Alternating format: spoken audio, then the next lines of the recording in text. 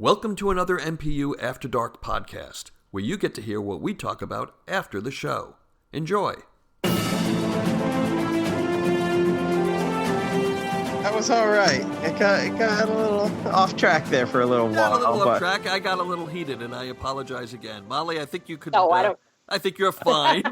I think you've heard worse. Yeah. So, just so I know, where is it that we think we got off track, so I can make sure not to exacerbate the problem? I think Probably when I open my mouth. That's usually never a good sign. I think it was when Kevin started yelling at about 108 decibels. Okay. So you guys really can't find anybody that is all in for Trump. Cliff actually backed Trump during the primaries. So he backed Trump much earlier than most people.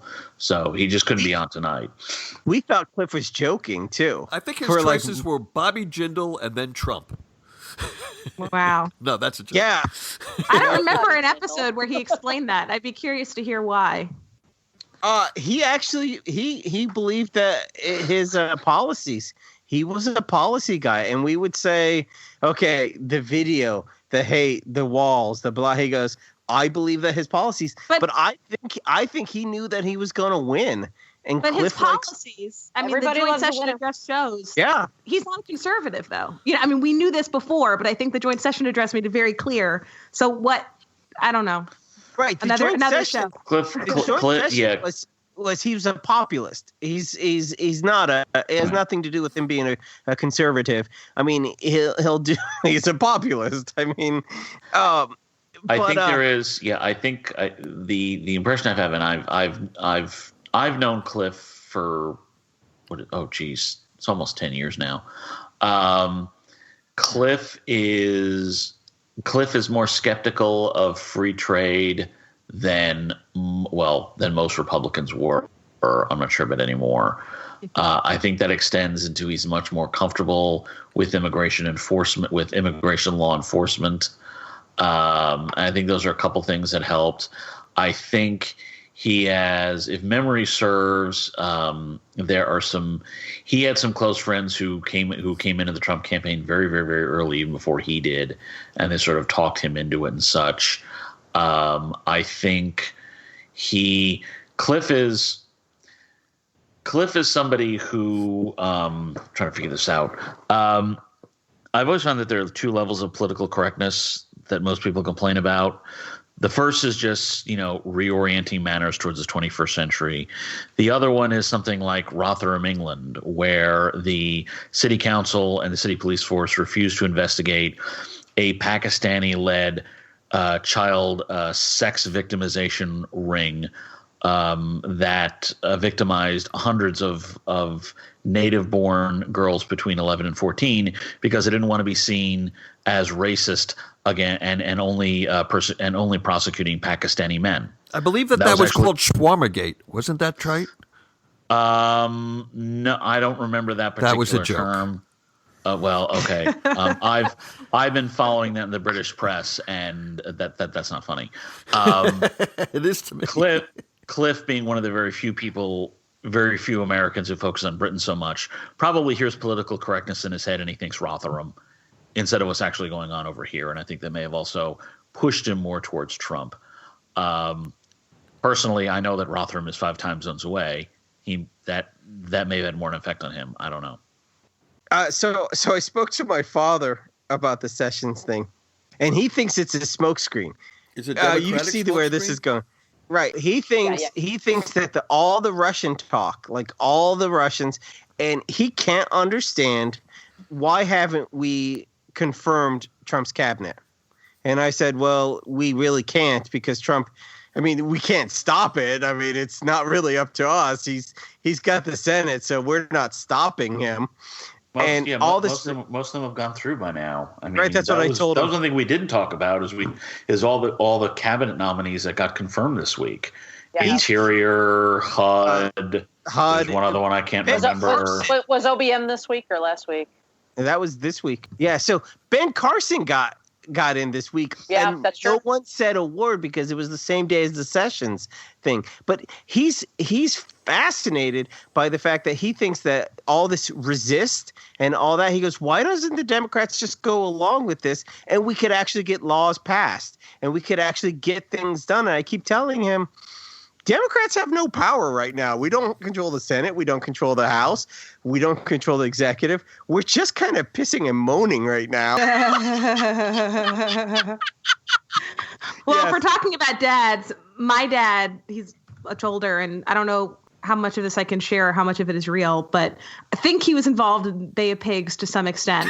So, wait, Rafael Castro was your dad? Right, exactly. I know. That's what I was going to say. You can see the resemblance. And so for my entire childhood and adult life, he's been calling everything a Soviet-Cuban conspiracy, everything. And the wonderful thing about the 2016 election and now Trump's presidency is he's finally right again. You know, it's no longer like an older man babbling in the corner. He's back on track. So I must be really strange. My mom departed this life about 11 years ago. I'm sorry. Well, thank you. Dad left in 2014, but he voted for Obama twice. And we obviously we had our disagreements and we were generally okay with it. But my dad voted for Obama twice. I don't know what he would have thought of Trump, because Dad always thought political parties were somehow evil. So Trump's right, I was weird. about to say that's not mutually exclusive. I know people who voted for Obama twice who voted. Yeah, no, I know that. Yeah. There are people in Wisconsin and a lot of these counties that flipped in the Rust Belt that voted for Obama. Yeah, there's a lot of people. Well, but the thing is, I wouldn't say they flipped for Trump as much as they converted to the GOP. Because if you look at the numbers, Trump actually ran behind Senate candidates. He ran behind House candidates. They didn't just go for Trump. They went whole kit caboodle. Yeah, they went down to the little ones. I mean, they're as far as Democrats are concerned, those voters are gone. They're not coming back. They're converts. They're like 200% Southern. Who knows what 200% Southern is? Or is that just me? I don't know. I was at the North Texas Irish Festival. They had a stand that was like Sons of the Confederacy, Sons of the Confederacy. So maybe it's something like that. I don't know. Yeah, it's just basically it's Yankees who come down to the South and who essentially try to out-Southernize everybody else because they're new. It's the zealotry of a convert. Yeah. That's what we're dealing. That's what I think. Wow. That's what Democrats are dealing with these new Trump voters. And not just Trump voters. They voted Republican all the way down. They've got the zealotry. They've got the zealotry of a convert. They're not coming back. All right, I also think it's the economy stupid issue, right? For whatever reason, Trump voters just don't believe that Democrats have their backs on the economy and on jobs, and for whatever reason, they're willing to give the apprentice a try. I mean, the apprentice a try. Right, and there's the fact that the recovery is uneven. We haven't really talked about that a whole lot, but there's there are a whole bunch of things for it. But in terms of what I think Democrats need to do for 2020, it's the more standard traditional Republican voters in, say, the Sun Belt. Frankly, Helena, it's voters like you. Voters like you are the ones that Democrats need to attach onto their coalition. So this is something I think would be interesting to talk about at some point, because I'm experiencing this crisis of conscience, as are some people I know who are demographically similar in terms of profession and evangelical background. The question of, do you regret if it came down to you, right? And I think, Kevin, you might have raised this at some point. If it came down to you and you were deciding the election, it was Trump or Hillary, would your pro-life beliefs be such that you still wouldn't vote for Hillary, knowing what you know now? And what other facts or counterfactuals would have to happen for you to switch over, right? So let's say there is some like nuclear holocaust with North Korea, and it happens because Trump was just not equipped. What would I do? So in terms of getting Sunbelt voters like me, I don't know how it's possible because the Democratic Party has moved so far to the left on some of these issues, and you've got people insisting that a life isn't a life until it's almost out of the womb. I think there's just some points where you're not going to have much overlap. I don't know, barring catastrophe. But I think the issue is what. I mean, to some perspective, it's also a matter of what Democrats can. I mean, yes, there are certain issues where, say, Democrats in the pro-life community may never actually see eye to eye. There are going to be some issues where Democrats and economic conservatives can never see eye to eye. But the question is, are Democrats willing to look at, say, more pro-market policies where economic conservatives look and go, okay, I don't agree with them on everything, but clearly they're moving on here, here, here, and here. If for example, Helena, Democrats were more open on education reform, maybe kind of like a Michelle Rhee or an Eva Moskowitz. Right. Yeah. Would that be something to go, okay, we have our disagreements on preborn life. And I'm actually with you on that, Helena. But they are better now on school choice than they were before. And Donald Trump is still a nut bar. Yeah. I mean, I wonder to what extent some of this is limited by the fundamental way a person views the role of the federal government, right? So if we could have a more, I hate to say Hillary-esque candidate, but a more centrist candidate on that question, someone who says, look, the federal government has some role, right? We want regulations. We don't want the market to operate completely unchecked and unfettered, but the role of the federal government should not be as broad as Democrats have had it be in the past. If you had a candidate who could do things like that, that could address some of the abortion problems, some of the economic problems that do cause a divide and could increase a coalition. Right, but Donald Trump is making federal powers even more. Yeah, he's doing the opposite. Exactly. He's doing the exact opposite. And that's the thing. But see, what Democrats have not seen yet is the fact that Donald Trump's big government privilegism, for lack of a better term. Actually, no, I like that term.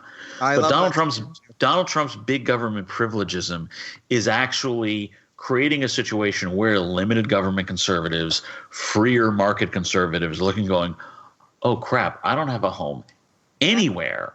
Yep. And it is prying loose voters that the Democrats can win over because Donald Trump is ignoring them. And you're going to have this in Texas. But not if they're going for Liz Warren. You're going to have Elizabeth Warren does not do that. No, Elizabeth Warren's, even the liberal Democrat like me, I can't see Elizabeth Warren as a candidate.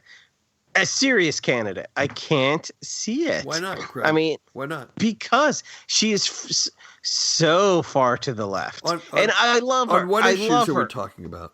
On every issue. No, on what issue? On okay. Let's regulation. Regulation of what? Regulation of what? The banking industry? industry? She hasn't got a regulation. She doesn't. Banking industry for sure. You actually think that her positions on the banking industry are unpopular? With lawyers in Wall Street, yes. Well, with lawyers in Wall Street, but how about the voters they're also wrong that we're talking about? 50% of the country, yes. You think? I'm not arguing with you. I just want to be clear. Hold on. I disagree. Hold on. I just want to be clear. You think that 50% or more of the country would have a problem with breaking up the big banks, with dealing with too big to fail, and with assigning criminal. I would support her. But she's not doing regulations. That. She's not doing that. What regulations? What are you saying that Dodd-Frank was not a good law because it overregulated the banking industry? Dodd-Frank has made them bigger. Dodd-Frank's solution to too big to fail is nobody is too big to fail. So you can be as big as you want, and we're not going to let anybody fail. There's one piece of Dodd-Frank that was the regulations, and then everyone else that's left is too big to fail. The one piece of Dodd-Frank that was worth it, I think, is the living will, right? Which requires these banks to set forth, here's what would happen in the event that the Titanic goes under. Here's our lifeboat plan. And thanks to regulatory capture, they don't have to do that. They have all been late on those, and basically the Federal Reserve and the Treasury Department have been, oh, yeah, by the way, you're late on those. I mean, it's ridiculous. You don't think that the Consumer Protection Agency was a good part of Dodd-Frank? The Consumer Protection Agency is my new favorite. They're so overpaid. I don't know why I'm in academia. I got to go for the Consumer Protection Agency. The number of six-figure bureaucrats that they have in the Consumer Protection Agency. And these are all the things that will just totally come to light if she runs. Yeah. She essentially it is a board that is accountable to no one because it's funded by the Federal Reserve. It is completely vulnerable to regulatory capture like every other part of the Federal Reserve.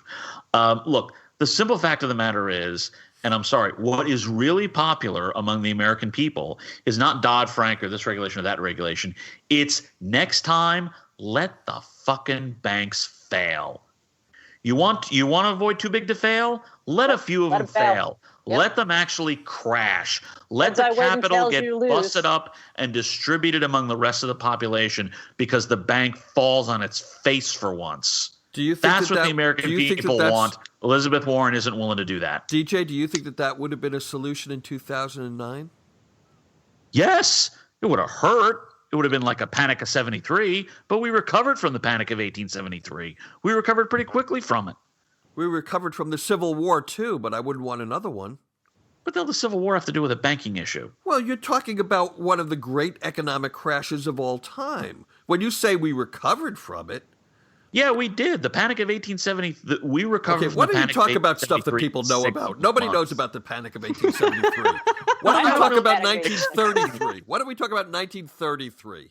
I do not give a flying F how people feel until I understand what they know. And if I don't think they know enough to be part of the conversation, as far as I'm concerned, they shouldn't be part of the conversation. Because here's the deal. The Panic of 2008 was mass hysteria in Washington, D.C. It was created by the mark-to-market regulation, which could have been easily reversed. It was created by a bunch of Goldman Sachs alumni who didn't want the American people and small investors to know that certain banks had gotten sucked into these assets and certain banks hadn't.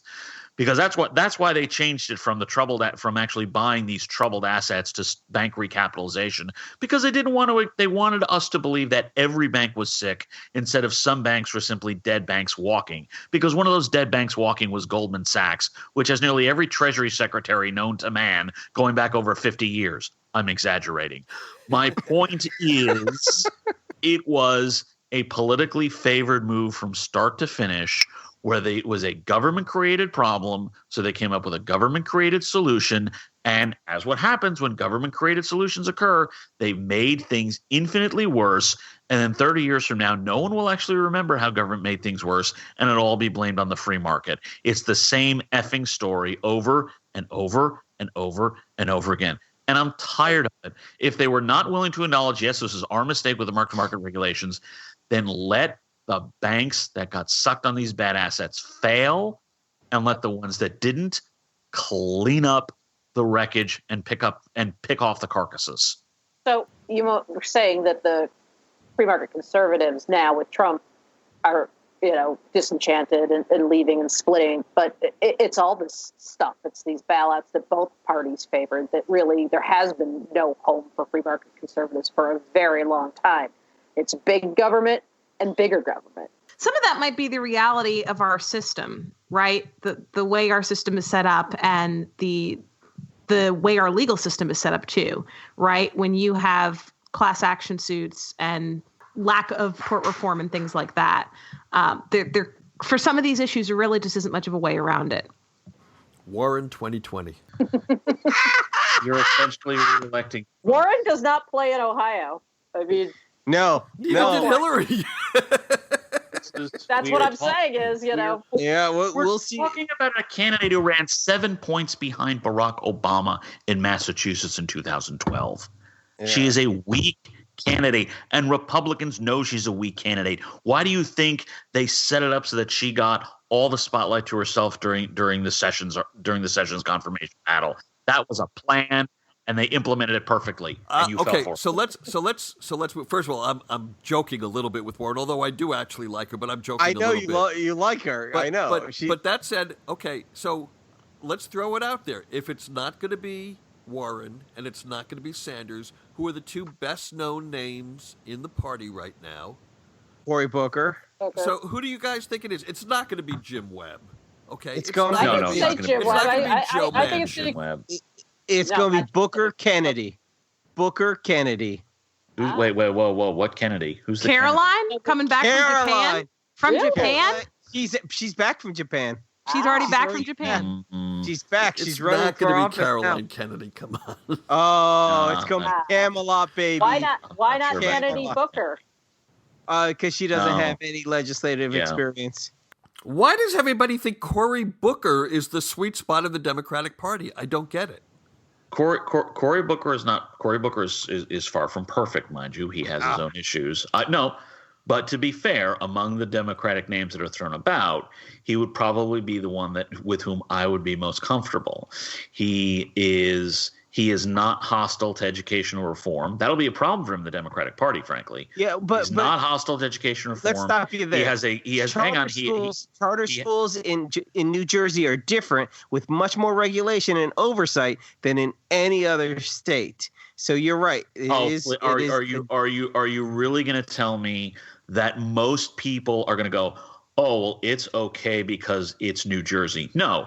The people. New Jersey charter schools are different because the they have oversight and regulation versus Ohio charter schools, which has no oversight. It's literally referred to as the wild west of education. And none of that is going to matter a whit to the folks who will use Booker's support for charter schools and education reform against him in the primary. They won't say, oh, it's okay because New Jersey has more regulation. They will say he hates public schools. He wants to bomb public schools. I have seen what they did to Ava Moskowitz in New York City. They'll do it to Cory Booker. But I Cory think it's Booker is support of also the as mayor. pharmaceutical companies is a bigger problem in the primaries, though. He has been very friendly to pharmaceuticals. Frankly, they employ a lot of people in New Jersey. They're all headquartered there. I know. And that'll hurt. Well, Like I said, he's not perfect, but also as mayor of Newark, he actually did a very good job governing that city. I grew up 5 miles from Newark. There was a time where we all thought Newark was ungovernable. It's an armpit too. And Cory Booker was part of the generation of politicians that really helped turn Newark around. And I think, from my experience, and granted, maybe it's because I've seen him more up close, he is a Democrat who I think has a much better chance of reaching out across the aisle and winning over independent, right-leaning independents and moderate Republicans than any other Democrat who I see running. Now it's early though. Yeah. There are people who may be under my radar that I don't see. To what extent does it matter that he's not married? Wasn't Woodrow Wilson not married? In the Donald Trump era, I don't think it really matters. No, I'm serious. Do you think we're over that? We're over that? Yeah, but DJ, let me ask you this, because I'm fascinated by this whole Cory Booker thing. Frankly, I don't understand why you think that he's more centrist than these other people. But that's not my question. I have a hypothetical for you. First of all, can we establish that of the people that we know now, or have a shot at the 2020 nomination, is he the strongest candidate in your opinion, DJ? Just yes or no. Are you talking for the nomination or the general election? Yeah, for the general election. Who do you think is the strongest candidate? And again, not someone who can't get the nomination like a Jim Webb. I'm talking about the usual suspects. That's fine. I don't know. I think we should talk more about Jim. I would say, Webb say, Snow and I 2020. don't give this as much value as most people because. No, just give me a name because I'm actually going someplace with this. I do think, based on the names that I've seen, that Cory Booker is the most electable. But my opinion on electability, or anyone's opinion on electability 3 years out, should not be given all that validity. It's based on issues that I like Cory Booker. So you could live with him on issues. Yeah. Right? Okay. So here's my question. I can live with him a lot easier than most Democrats of whom I know who are running for president. So here's my question for you. Again, totally hypothetical. We get to late 2019, early 2020. Cory Booker looks like a very strong candidate in the Democratic Party, okay, for the nomination. But you also find out that someone that you like in the Republican Party, whether that's a John Kasich, Greg, forgive me, whether that's Marco Rubio, whether that's Ted Cruz, you name it. I'll give you your choice. You find out that person is going to mount a real run at Trump, and there seems to be a coalescing of a lot of Republicans around that person. Give me a name, just again, quickly, just someone who was in the hunt this year, who you think could be this person that I'm talking about. The only one who could possibly do that would be Cruz. Lindsey Graham. No, not enough people in the party for Graham. Okay, so I go back. If you had to choose, if you had to stake out your position for 2020, and it's going to be, can Cory Booker get the Democratic nomination, or can Cruz wrest away the Republican nomination from Trump? Where are you going to saddle your horse? I know how I would have answered this if we asked this a year ago. No, but I'm asking today. I know we're asking today. I would probably have to swallow very, very hard and say I'm sticking with Cory Booker. Oh, you surprised me. Okay. Yeah, because saying I'll back Ted Cruz, there's the risk that he couldn't beat Donald Trump the first time. Why would he do it the second time? The other is Donald Trump has already, in my mind, polluted the Republican Party in a way that I'm just not comfortable with it anymore. I sincerely don't think it will be any better. In fact, I think it'll be much worse in 2020. For folks like me, even now, there's a much better shot making the Democratic Party more sane on economics than making the Republican Party less crazy on everything. So I'd have to say I would have to say I would probably stay on the Democratic side and go all in with Cory Booker. Okay, well, I have to say then you've one, surprised me, and two, impressed me, because I thought you were a more fair weather Democrat than that. And no, I'm being genuine. I understand. I'm very impressed and surprised. You get to keep the T-shirt. You get to keep the Democratic T-shirt. And thanks. You can keep coming to our breakfasts. I think it's blueberry muffins this week. No, just if you could just. So my brother said, I talked to my brother, who's one of the biggest jerks in the world. He said, "I listened to the podcast. You weren't on it last week." And I know we're still recording. He goes, when you get in a hole, stop digging. Yeah, I don't care at this point. He goes, you weren't on it. Kevin was wrong. I just want you to know how wrong Kevin was last week. Well, that's a given. I said about that Hitler thing, and he goes, "Yeah, he was just very wrong." I said, Kevin had his own opinion, and I kind of like the fact that they had a debate about something that, to be quite honest, I hadn't really thought about. It was kind of interesting, and that's kind of what our podcast is about. And he goes, "Oh, okay, he was wrong. Okay, good. Let's just put it there." I like your brother. He's an ass. That's okay. So am I. I like your brother. Greg! Oh, my gosh. He stood his ground. I like that. Okay, everybody. I'm going to let you go because I know it's midnight there. I'm a pumpkin already. Good night, y'all. Good night. Good night. Oh.